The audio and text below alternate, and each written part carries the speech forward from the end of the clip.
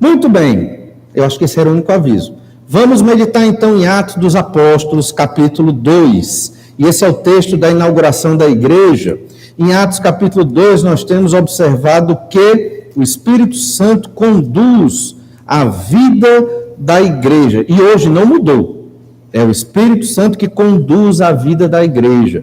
Nós nem imaginamos o que está acontecendo, mas o Espírito está agindo de alguma forma dentro desta igreja, de outras igrejas, e cuidando da vida de cada um. Por quê? Porque de uma perspectiva humana, não tem como a gente fazer isso, né? É obra do Espírito Santo de Deus. Nós, na semana passada, começamos o estudo de Atos capítulo 2. Então, vou ler do verso 1 ao 4, que foi o que nós estudamos na semana passada. Atos 2, verso 1. Ao cumprir-se o dia de Pentecostes, estavam todos reunidos no mesmo lugar. De repente, veio do céu um som como de um vento impetuoso e encheu toda a casa onde estavam assentados, e apareceram distribuídas entre eles línguas como de fogo, e pousou sobre cada um deles, e todos ficaram cheios do Espírito Santo, e passaram a falar em outras línguas, segundo o Espírito lhes concedia que falassem. Nós vimos que o cumprimento da promessa da vinda do Espírito Santo, ele estava acontecendo ali. Esse foi o cumprimento da promessa da vinda do Espírito Santo. Estamos observando que todos esses 13 versículos, Atos 2, do 1 ao 13, trata do Espírito Santo guiando a vida da igreja. Nos 4 primeiros versículos, cumpriu-se a promessa da vinda do Espírito Santo.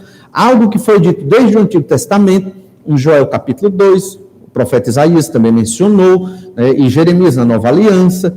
Então o Espírito Santo veio, se cumpriu. Não se cumpriu completamente, mas se cumpriu parcialmente, e nós hoje temos esse cumprimento parcial da profecia. Ela ainda vai se completar, como nós vimos no domingo passado.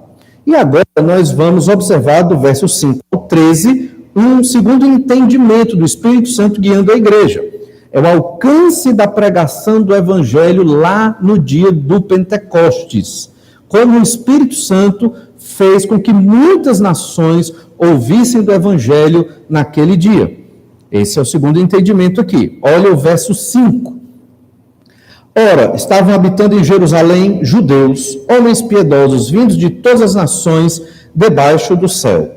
Quando, pois, se fez ouvir aquela voz, afluiu a multidão, que se possuiu de perplexidade, porquanto cada um os ouvia falar na sua própria língua.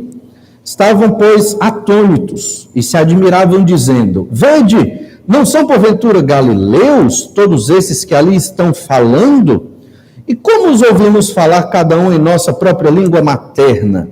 Somos partos, medos, elamitas e naturais da Mesopotâmia, Judeia, Capadócia, Ponto e Ásia, da Frígia, da Panfilha, do Egito, das regiões da Líbia, nas imediações de Cirene, e romanos que aqui residem, tanto judeus como prosélitos, cretenses e arábios, como os ouvimos falar em nossas próprias línguas as grandezas de Deus.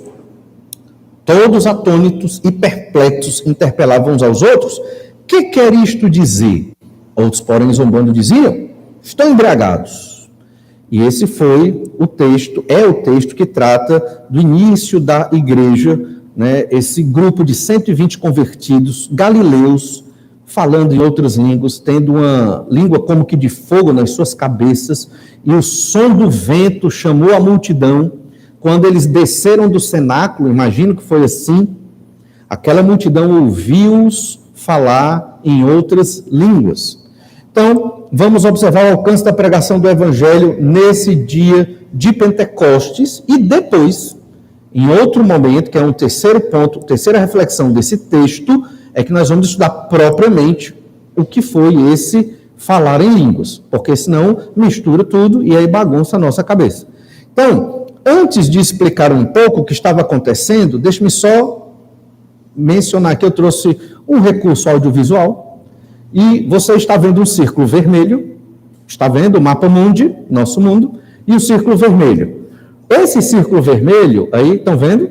Na verdade é oval, está marcando o que era o Império Romano Antigo, certo?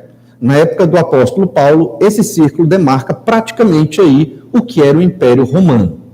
O mundo, naquela época, o mundo civilizado estava dentro desse círculo oval, que é uma incoerência, né?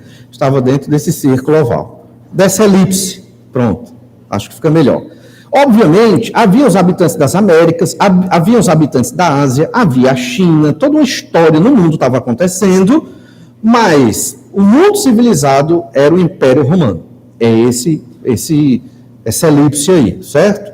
No próximo slide, aí nós temos, né, um zoom no que era o Império Romano. Essa parte amarela era o Império Romano, as províncias. Você vai perceber que foi nesse mundo aí que os cristãos proclamaram o Evangelho, plantaram várias igrejas, principalmente no ministério do apóstolo Paulo, e o mar aí principal é o mar Mediterrâneo. Então você está entendendo aí, né? Do seu lado direito você tem a Península Ibérica com Portugal, Espanha, mais ao norte você tem a Europa, ao sul, essa parte amarela ao sul, você tem o norte da África, o Egito, a Península Arábica ali, região da Arábia, sobe para Israel, depois no norte você tem Síria, todas essas nações aí, bem conhecidas, e ao oeste você tem aí a Mesopotâmia. Esse é o mundo antigo que o Lucas está registrando aqui. Porque como nós temos muitas nações mencionadas, é interessante você visualizar esse mapa e ter esse mapa aí na sua mente. No próximo slide, você tem, não sei se está legível aí para vocês, mas você tem ali Jerusalém, no Pentecostes, e essas setas apontando para todas as nações que são mencionadas aqui. E nós vamos falar de todas essas nações um pouquinho agora. Por quê? Porque esse dia de Pentecostes e o falar em línguas aqui teve o propósito, obviamente, da glória de Deus e da proclamação do Evangelho aos perdidos.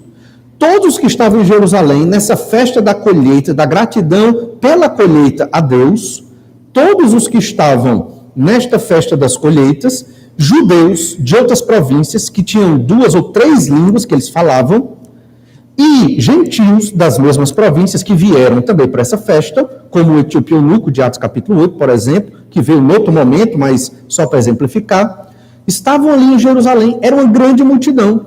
Quando ouviram aqueles 120 convertidos, discípulos de Jesus, com um fogo na cabeça, falando a língua deles, sendo galileus, porque vestiam um traje típico dos galileus, isso fez com que aquela multidão parasse e ficasse atônita, perplexa. Aqui marca a inauguração da igreja. A igreja, claramente, não é para ficar nas 4 paredes. A igreja é para ser mundial.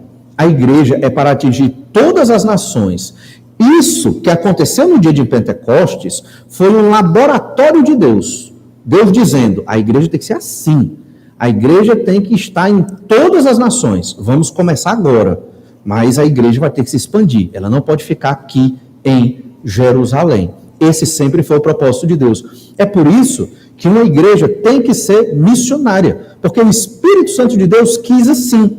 E ser missionária é pregar o evangelho para a glória de Deus aqui, mas também em outras nações. Deus começou isso com 120 pessoas lá em Jerusalém. E nós temos mais de 120 aqui na igreja. Não quer dizer que a gente vai reinventar a roda, não é isso, claro. Mas vamos suplicar a Deus que Deus nos dê condição como igreja de enviar missionário ao mundo que está perdido. Em Atos 2, verso 5, nós lemos, ora estavam habitando em Jerusalém judeus, homens piedosos vindos de todas as nações de debaixo do céu. Então, de várias nações ali, certo? Vieram para poder celebrar a festa do Pentecostes. Eles não sabiam que seria o dia da inauguração da igreja, mas foi o dia da inauguração da igreja em Jerusalém. E veja que todos ficaram em perplexidade. Verso 6, quando, pois, se fez ouvir aquela voz, que voz? Foi aquele vento impetuoso, aquele vento que provavelmente causou um som enorme, e também os próprios 120 já falando a mensagem de Deus em outras línguas. E então, o que aconteceu? Afluiu a multidão se aproxima, se possuiu de perplexidade. Ficaram perplexos. A multidão entendeu. Pai, ele é galileu, como é que ele está falando da minha língua? E eram uns 120, todos ali, porque a gente entende do texto. Todos estavam pregando, como se fossem grupos ali, e ouvindo a mensagem do Senhor. O que é que eles estavam pregando? Olha o final do verso 11. Como os ouvimos falar em nossas próprias línguas as grandezas de Deus? Então eles estavam falando das grandezas de Deus. O quê? O Evangelho do Senhor Jesus Cristo. Essa é a grandeza de Deus. Que Jesus morreu na cruz e ressuscitou ao terceiro dia e subiu ao céu e que só pelo nome de Jesus é que há salvação. Essas são as grandezas de Deus. Esse é o grande cumprimento das promessas do Antigo Testamento. O rei chegou, cumpriu sua missão redentora, ressuscitou e subiu ao céu. E esse rei vai voltar. Era isso que eles estavam pregando. Por que em outras línguas? Obviamente, para que eles entendessem o que estava sendo pregado. Mas lembre-se, muitos eram judeus que moravam em outras províncias. Então eles sabiam o aramaico, muito provavelmente o grego, e a língua da província. A língua típica da Arábia, a língua típica do Ponto e de outras regiões. Então eles pensaram, ele está falando da nossa língua da província. Por que ele não fala no aramaico? Como é que ele sabe essa língua? Se ele é galileu, é um pescador, nunca saiu daqui para ir, porque não era comum você ir lá para o outro lado. Como é que ele sabe a língua dos babilônios, da Mesopotâmia? Se ele é um homem aqui que viveu o tempo todo na Galileia, como é que ele entende essa língua? Como é que ele está falando isso? Por que ele não fala em aramaico? Então isso confundiu. E eles ficaram perplexos. O objetivo era esse. Era entender as grandezas de Deus, a mensagem do Evangelho, e chamar a atenção daquele povo para a pregação. Isso chamou a atenção. A multidão perplexa se reuniu. Por quê? Porquanto cada um os ouvia falar na sua própria língua, atônitos, maravilhados. A multidão ficou sem entender, maravilhado, um negócio realmente do outro mundo. Era sobrenatural. Não tinha como alguém não prestasse atenção nisso. Agora é interessante que o foco está mais nas línguas do que nas línguas como que de fogo na cabeça deles. Eu, se estivesse presente, ia ficar impressionado com o cabelo deles queimando. Não era o cabelo queimando, claro. Mas eu ia pensar que era isso. Mas isso não é o mais importante no texto. Lucas não destaca isso, embora isso foi um sinal e todos devem ter visto aquilo. Por quanto tempo ficou esse fogo na cabeça deles? Não sabemos. Pode ter sido um negócio rápido, pode ter durado todo esse período em que eles estavam falando no idioma dos outros, não sabemos, mas chamou a atenção. E a multidão os estava ouvindo. Olha o verso 7. Estavam, pois, atônitos e se admiravam, dizendo, vede, não são porventura galileus todos esses que aí estão? Então a multidão entendeu, são galileus. Eles são galileus, pela própria vestimenta deles, ou talvez até alguns conheciam daqueles 120. E como, verso 8, e como os ouvimos falar cada um em nossa própria língua, os ouvimos falar, cada um falava na língua da província daquela pessoa. Muito provavelmente, eram grupos dos 120. Alguns falavam o egípcio, outros falavam o babilônico, outros falavam a língua do Ponto, e aí distribuiu-se cada grupo falando línguas, provavelmente a mesma mensagem, e a multidão ouvindo e achando aquilo incrível, estavam atônitos. E veja, como os ouvimos falar cada um em nossa própria língua materna. Então aqui é a língua mãe, é a língua da sua província, não é uma língua de anjos, isso é muito importante. Esse é o primeiro texto da Bíblia que fala do dom de línguas. E esse dom de línguas está ligado à inauguração da igreja aqui. E eles não falaram línguas de anjos, poderiam, né? Mas até os anjos, quando vieram, falaram a língua dos homens. Nós não sabemos qual é a língua dos anjos, nem se eles têm uma língua, não é verdade? Ah, mas em 1 Coríntios 13, que vai dizer lá que ainda que eu fale a língua dos homens e dos anjos, se não tiver amor, seria como um símbolo que retine, né? Ali é uma figura de linguagem chamada hipérbole, né? Ele está exagerando, mesmo que eu fale todos os idiomas, as línguas naturais dos homens. São centenas de línguas, né? Só no Brasil nós temos 200 idiomas. Sabiam disso? O oficial é a língua portuguesa. Os outros são indígenas. Então, só no Brasil nós temos 200 idiomas. Fora o resto do mundo. Mesmo que eu fale todos os idiomas fluentemente. E, vamos exagerar, eu ainda fiz um curso para saber a língua dos anjos.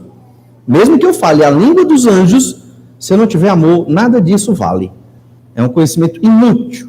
Isso é um exagero. Certo? Certa vez num seminário, não nos nossos seminários, eu fui dar aula para ajudar os irmãos lá, e eu estava dando aula de língua portuguesa no seminário. Não nos nossos seminários. Não no Cibima, não no Caribe, outro seminário. Longe. Deixa claro isso aqui, porque está registrado, né? E eu fui explicar, língua portuguesa, eu fui explicar para os irmãos o que era uma hipérbole, essa figura de linguagem. E fui citar 1 Coríntios 13 para mostrar, irmãos, ó, isso aqui é uma hipérbole. Então, falar a língua dos anjos, não tem língua de anjo, pelo menos que a gente saiba, pode até ter, mas não sabe. Os anjos não vieram falar na língua deles, eles vieram falando na língua dos homens, né, para serem entendidos. Aí se levantou uma irmã braba, ficou assim de pé e disse, pastor, não podemos falar de doutrina aqui no seminário. Eu olhei assim, não pode falar de doutrina. Não pode, tem que falar esse conteúdo que o senhor está dando. Eu estou falando de conteúdo de português. Isso é língua portuguesa, né? Não, mas não pode. Eu disse, não, tudo bem. Aí eu não dei mais aula lá, né? Essa foi a última, eu encerrei, não foi mais. Para você ver que se nós não sabemos ler, né, a nossa língua, na nossa língua, nós não saberemos interpretar a Bíblia, não é verdade? E é por isso que tem erros terríveis e igrejas com doutrinas terríveis. Mas isso é para a gente entender que o dom de línguas, ele não é um idioma chamado estático. Estático é aquele idioma que não evolui, que parou, ou que ninguém conhece a semântica, a gramática. Não. As línguas faladas aqui, sobrenaturalmente, são idiomas falados na época. Não são línguas que não se conhecem. A gente chama de línguas estáticas. Línguas que ninguém nunca ouviu. Isso não existe na Bíblia. Não existe na Bíblia, só que a gente vai aprofundar isso no outro tópico, dentro desse texto mesmo. Mas o importante aqui é que esses judeus piedosos que vieram de várias nações, eles falavam aramaico, eles provavelmente falavam o grego e ainda falavam outra língua da província de onde eles cresceram.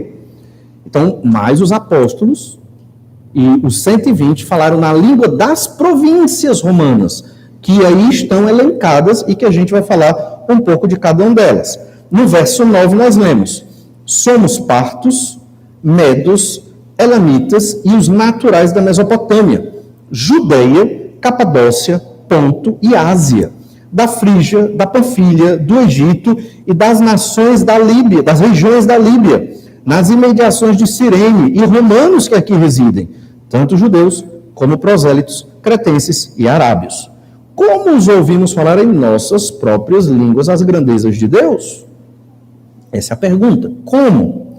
E aqui Lucas lista 15 nações do mundo civilizado na época. O mundo civilizado na época era o Império Romano, são províncias romanas. Nós temos aqui nações do Oriente, que são, tente ver no mapa se você localiza. Dá para enxergar? Ótimo. Lá atrás é que está difícil. Usa o binóculo para ver se você enxerga. Nações do Oriente, a Pártia, Média, Elão e Mesopotâmia. Nações da Ásia Menor, a Judeia entra, Capadócia, Ponto, Ásia, Frígia e Panfilha. Nações da África, Egito e Cirene e regiões da Líbia. E depois, em destaque, tem Roma, Creta e as regiões da Arábia. Então, você tem 15 nações. Os partos, que vêm da Pártia, viviam ao sul do Mar Cáspio, aquele mar ao norte ali, separado do Mar Mediterrâneo, no atual Irã. Então, os partos estavam hoje no que é o Irã moderno.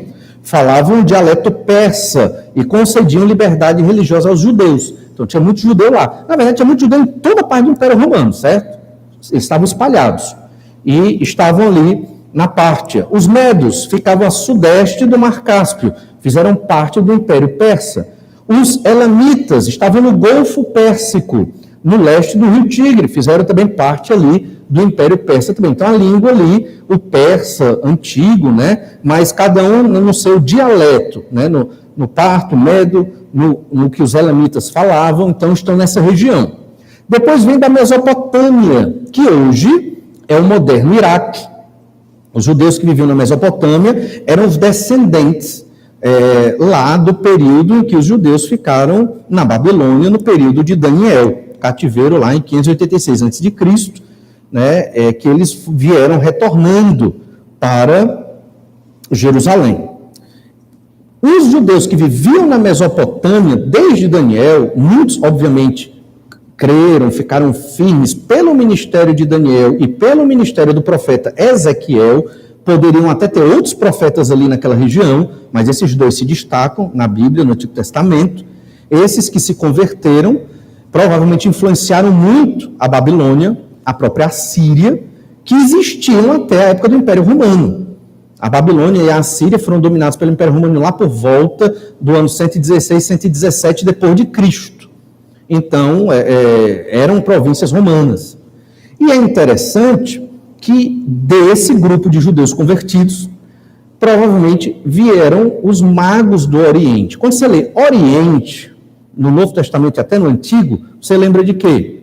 Mesopotâmia. Você não lembra Japão, certo? Nem China. Não foram chineses. Foram da Mesopotâmia. Então, aqueles que foram levar os presentes lá em adoração a Deus ao menino Jesus, aqueles que não eram 3 magos, eram representantes, foram fruto do ministério de Daniel na corte babilônica e do profeta Ezequiel também. E eles vieram adorar o Messias, eles acompanhavam as profecias e entenderam que Jesus era o Messias.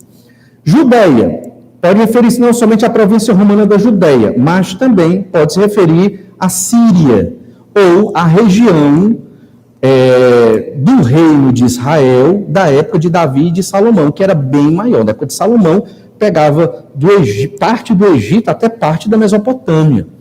Né? Então, se estendeu bastante o território de Israel, que é o correspondente, não é exatamente igual, mas é o que chega mais perto do que foi prometido a Abraão, Isaque e Jacó, lá em Gênesis, da terra de Canaã. Não é só a terra de Canaã, é bem mais, a terra prometida é bem mais extensa. Então, na verdade, aqui a Judéia não é só a província ali onde está Jerusalém, mas pega Síria e essas outras regiões também. Capadócia, norte da Síria e da Mesopotâmia, né, a costa sudeste do Mar Negro, parte ali do norte da Europa também. Falamos do Ponto, né, junto ali da Bitínia, e tem também a Ásia, província romana situada na parte ocidental da Ásia Menor.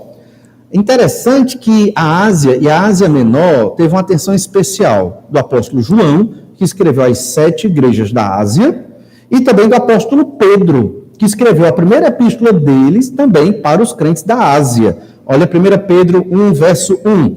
Pedro, apóstolo de Jesus Cristo, aos eleitos que são forasteiros da dispersão no Ponto, Galácia, Capadócia, Ásia e Bitínia. Então, Pedro escreveu para a igreja nestas regiões, não são cidades, são regiões, são províncias ali. Havia também, nessa lista aqui, dos que estavam lá no dia de Pentecostes, Frígia e Panfilha, essas localizações aqui, a sudoeste e sudeste da Ásia Menor. Ali havia milhares de judeus na Ásia Menor e eles vieram, certamente, para celebrar a festa das colheitas ali no dia do Pentecostes. Em Atos 13, verso 13, olha o que nós lemos. E navegando de Pafos, Paulo e seus companheiros dirigiram-se à Perge da Panfilha. Então, o apóstolo, obviamente, depois desse evento aqui, ainda foi lá pregar o evangelho na Panfilha. João, porém, apartando-se deles, voltou para Jerusalém. Então, Paulo chegou até essa região da Panfilha. E em Atos 16, verso 6, e percorrendo a região frígio-gálata, tendo sido impedidos pelo Espírito Santo de pregar a palavra na Ásia, também noutra viagem missionária, terceira viagem missionária, Paulo chegou na Frígia. Então, toda essa região ela foi atingida por cristãos. Importante lembrar, eles não foram porque queriam cumprir a missão de Jesus. Eles foram porque Deus mandou e quase obrigou, quando mandou a perseguição em Atos capítulo 8, verso 1. Perseguição depois da morte de Estevão. Toda a igreja se espalhou. E essa igreja que se espalhou está aí, né? Foi para essas regiões. Estes aí que nós estamos mencionando aqui em Atos 2, muito provavelmente vários se converteram e voltaram para suas regiões. Aí sim, eles foram voluntariamente pregar o evangelho, nesse caso aqui, do nosso contexto de hoje. Mas depois que a igreja foi crescendo em Jerusalém, eles não queriam ir. Eles não queriam enviar missionários e nem queriam ir, mas Deus os impulsiona para isso. Por quê? Porque Deus quer que o mundo todo conheça a glória do seu nome. Nós existimos para glorificar o nome de Deus. Então, onde você está, você glorifica a Deus. Não importa se é aqui no Ceará, no Brasil, Portugal, Japão, não interessa. Você vive para a glória de Deus. A existência de um crente, a existência é a proclamação do Evangelho. Pregar o Evangelho não é só verbalizar o Evangelho. Viver o Evangelho é pregar o Evangelho. Se você é um crente que obedece a Deus, é temente a Deus, devoto ao Senhor na sua vida diária, você naturalmente exala o bom perfume de Cristo. E o Evangelho sai pelos poros. O Evangelho flui, porque você não precisa estudar num seminário para pregar o Evangelho. Você precisa ter comunhão com Deus e ler sua Bíblia. E você consegue e vai pregar naturalmente o Evangelho do Senhor Jesus Cristo.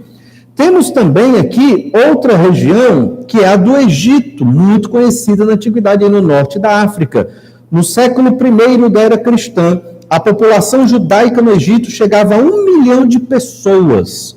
Havia cerca de 1 milhão de pessoas dos judeus vivendo no Egito. Então, muitos deles estavam lá no dia de Pentecostes. A maioria vivia numa cidade muito conhecida, chamada Alexandria, conhecida por sua biblioteca. A Biblioteca de Alexandria, que posteriormente pegou fogo, praticamente nada sobrou. E foi lá em Alexandria que os judeus ali traduziram o Antigo Testamento, que é em hebraico, para o grego. Então nós temos uma versão chamada Septuaginta do Antigo Testamento em grego, traduzida aqui por estes judeus que viviam no Egito. Tem a região da Líbia, oeste do Egito, havia aberto suas fronteiras para os judeus que fixavam residência ali na cidade de Cirene, na Líbia.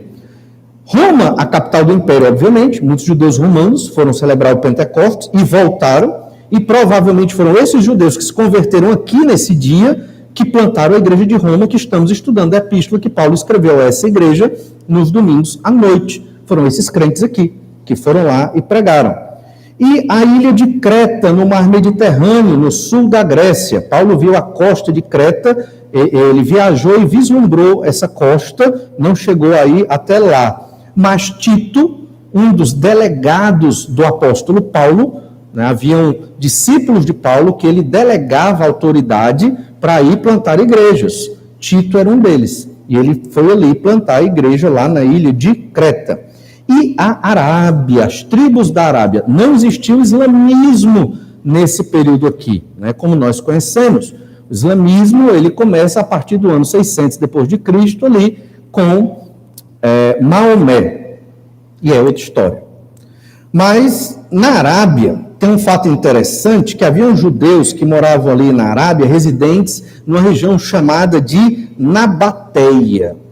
A capital da Nabateia é uma cidade muito conhecida, chamada Petra. E muitos judeus viviam ali em Petra, na região da Arábia, e professavam, né, o conhecimento da Torá, né, do Tanakh, do texto do Antigo Testamento. Essa região ficava no deserto, entre Damasco e Egito, por ali.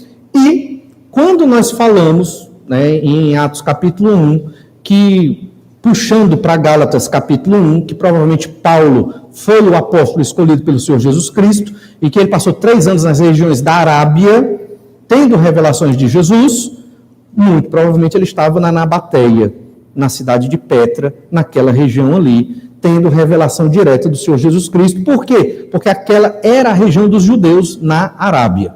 Agora, isso aqui é uma possibilidade, certo?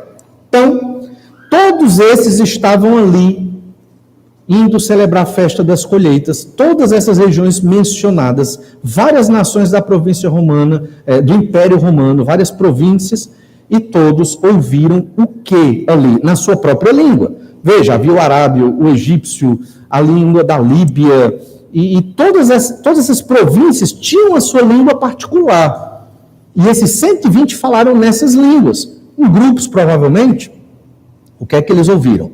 Atos 2, verso 11. Tanto judeus como prosélitos, cretenses e arábios, como os ouvimos falar em nossas próprias línguas, as grandezas de Deus. Então, todo esse milagre, esse evento sobrenatural, esse som estranho, línguas como que de fogo, e essas línguas, né, eles, galileus, sem conhecer, falaram as línguas de todas essas províncias. Isso tinha um propósito, um objetivo: a glória de Deus, através da pregação do Evangelho do Senhor Jesus Cristo, que são as grandezas de Deus. Você entende como é importante a igreja proclamar o Evangelho? Isso está no centro, na essência da igreja. A igreja não precisa de um prédio, a igreja não precisa de ar-condicionados, a igreja não precisa de nada disso, mas ela precisa proclamar o Evangelho do Senhor Jesus Cristo. E nesse momento Deus criou esse milagre, né, deu este dom de falar línguas, idiomas naturais da época para os 120 discípulos de Jesus ali, a base da igreja que estava nascendo, para que o Evangelho do Senhor Jesus Cristo fosse ouvido, para que estes que se converteram voltassem para a sua terra e proclamassem o Evangelho de Jesus. Aquelas nações hoje, como Portugal e outras nações, onde tem muitos imigrantes, é um local muito importante para pregar o Evangelho. Foz do Iguaçu, por exemplo, aqui no Brasil, é um local muito bom para pregar o Evangelho para os muçulmanos. E você tem colônias de italianos, de japoneses, descendentes, né? No sul do Brasil. E ali é muito difícil de pregar o Evangelho. E muitos têm trânsito com estas nações, voltam, têm nacionalidade dupla. E ali você prega o Evangelho e pode atingir outras nações. Essa foi a estratégia do Espírito Santo de Deus aqui no início da igreja. O objetivo não era fazer com que todos ficassem em Jerusalém. O objetivo era fazer com que estes convertidos aqui voltassem para a sua região e falassem das grandezas de Deus. O Espírito Santo de Deus, ele guia a vida da igreja. A promessa do Espírito se cumpriu, ele veio. O alcance da pregação do Evangelho no Pentecoste foi para o mundo todo. Um alcance enorme. Esse alcance tem que ser o alcance da igreja. Podemos usar a internet, podemos enviar missionários. O que não podemos é achar que a igreja somos só nós aqui, fechados aqui, no nosso grupo de amor e de comunhão. Vamos fazer tudo só para nós. Isso é um grande defeito. E é um grande problema. E igrejas que têm essa mentalidade, elas amofinam, elas secam, elas morrem, elas perdem a vida, se tornam igrejas egoístas, porque não estão proclamando o Evangelho até os confins da terra, que é a missão que o Senhor Jesus deixou para nós. Tem outro slide? Pronto. Esse outro slide deixa bem marcado aí, todas essas regiões, partiu de Jerusalém, e em um certo sentido, como a gente lê lá em Isaías 2, as nações viriam a Jerusalém e virão para ouvir da lei do Senhor. Mas o que aconteceu? Nesse primeiro momento na igreja, a lei, a mensagem, a palavra, saiu de Jerusalém para todas as nações no dia de Pentecostes. E é interessante também que, isso não está no texto bíblico, mas é uma curiosidade, que Deus lá em Gênesis, capítulo 11, confundiu as línguas ali, né? Capítulo 10, depois partindo mais para o capítulo 11, confundiu as línguas ali em Babel, certo? E aqui, parece que essa confusão é parcialmente retirada, não é verdade? Com o dom de línguas, onde todos vão se comunicar com um propósito, a proclamação do Evangelho aos perdidos. Mas faltam 2 versículos aqui no nosso texto. Esses dois versículos são o verso 12 e o verso 13. Atos 2, 12 e 13.